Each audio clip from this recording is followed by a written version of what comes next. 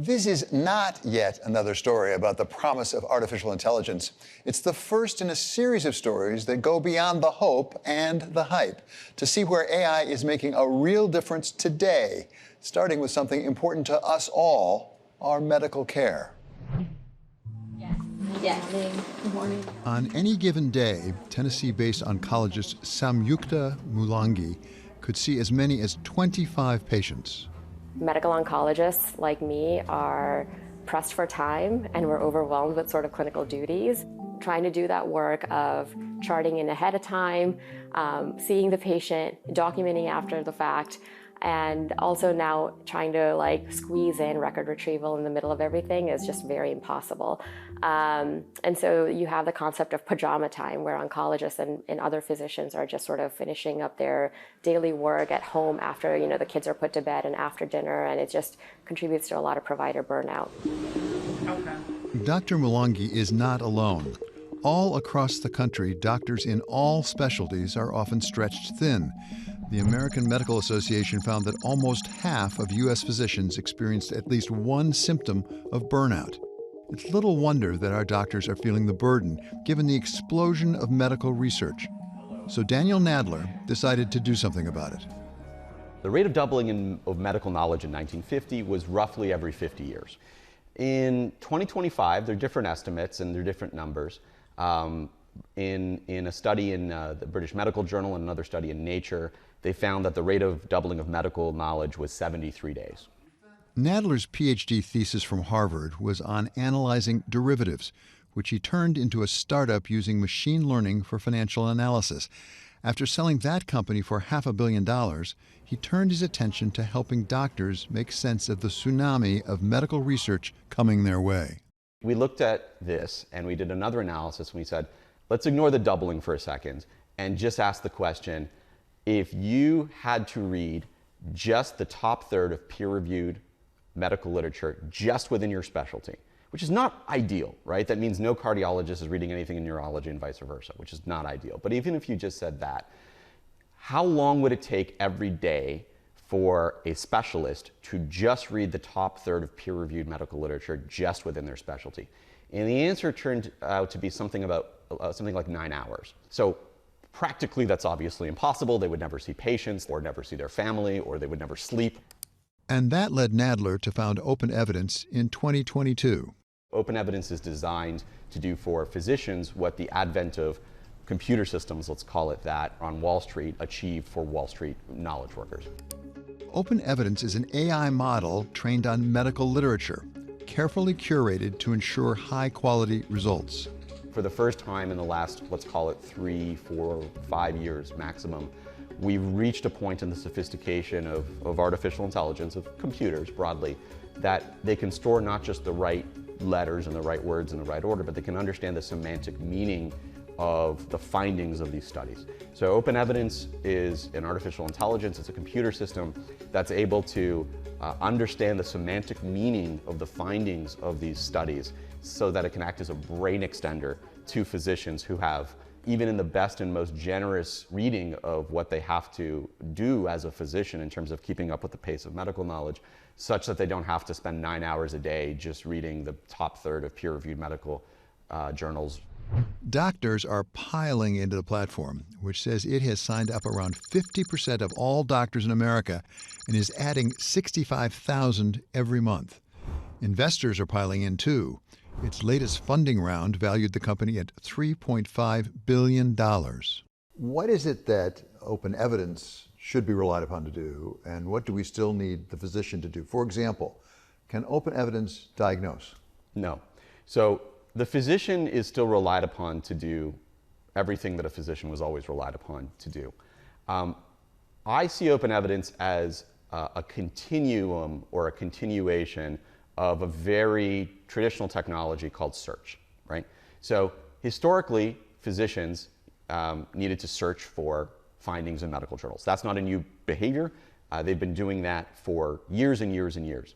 One way to think about this is we spend a lot of time as a society celebrating the golden age of biotechnology, and we should, right?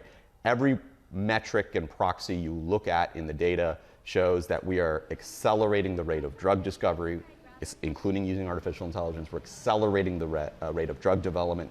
And so we celebrate that. We're in this golden age, and it's amazing, right? This golden age of biotechnology. But what's not talked about a lot or enough is that this golden age of biotechnology is really the dark ages for physicians in terms of burnout. We expect that almost all physicians in the United States will be on the platform within the next year. Dr. David Reich is President and Chief Clinical Officer for Mount Sinai Health System in New York. He uses OpenEvidence, but as part of a larger range of AI models they are integrating into their hospitals.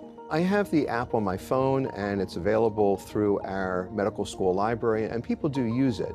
However, we do also work with ChatGPT, and they've created an environment where we can have our medical students ask questions that contain protected health information.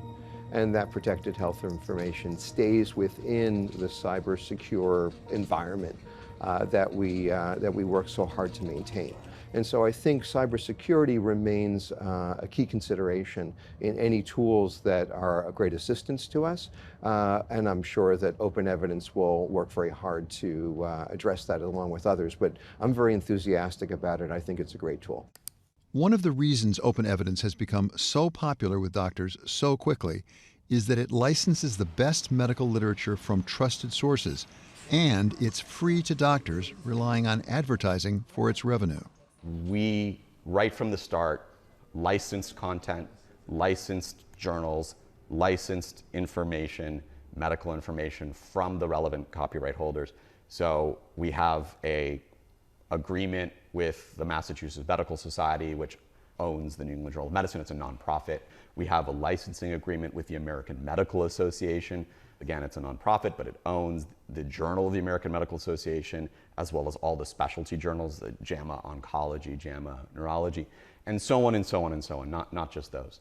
So we took a very different approach to copyright, to licensing, to all of this.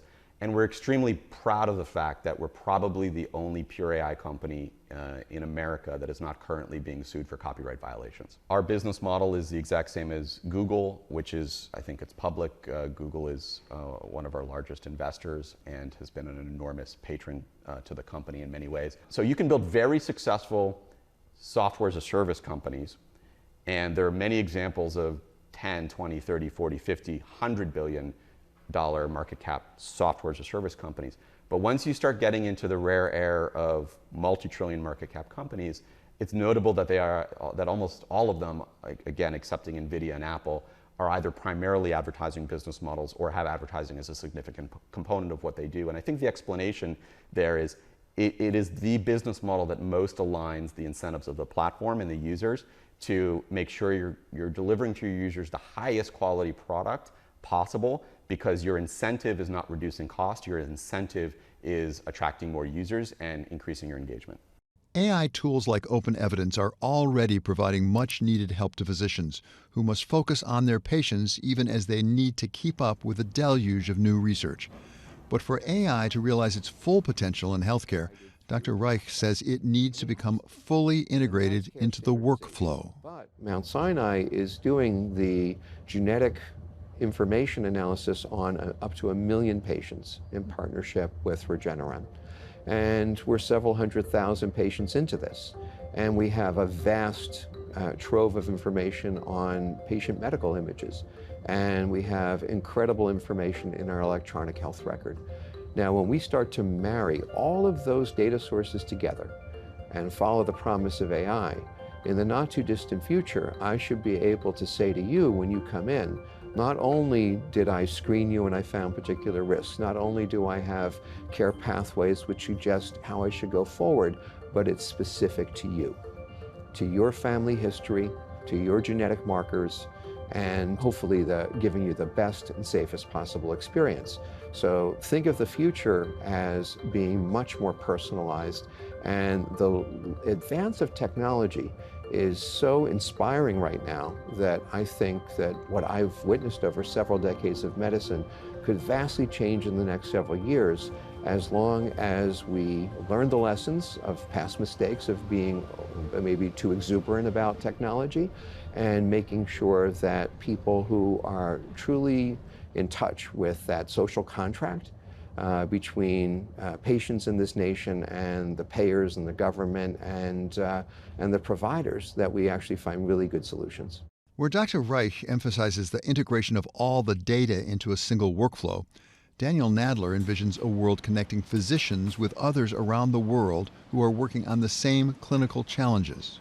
As OpenEvidence develops, if we go back to my metaphor of the sort of 1940s World War II telephone operator who's routing and connecting a human to another human on a battlefield, in this case, it might actually end up in a world where the AI is the least interesting part of the technology, and what's really happening is the AI is serving as connective tissue between a human and a human, between a human physician presenting some atypical combination of symptoms and another human somewhere in the country that is an expert on that, and where the job of the AI is as far as possible from answering the question and is much more about getting out of the way as quickly as possible and connecting that one human to another human.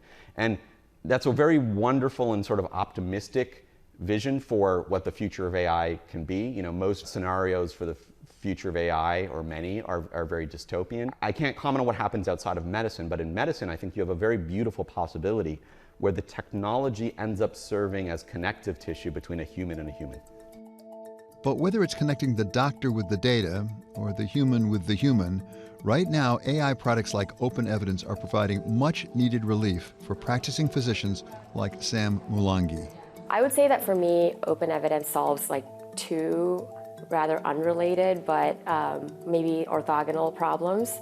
One is that actually OpenEvidence taps into the entire medical corpus of academic literature, which actually, for the most part, tends to be paywalled. The second thing that it does, I think, is just sort of, marrying the best of current AI capabilities around natural language processing and reasoning to try and interpret my requests and retrieve records easily in a very time-efficient manner. So having sort of smart AI tooling that is able to provide fast queries has just really been a game changer for me. And that is one application of artificial intelligence that is making a real difference in the here and now.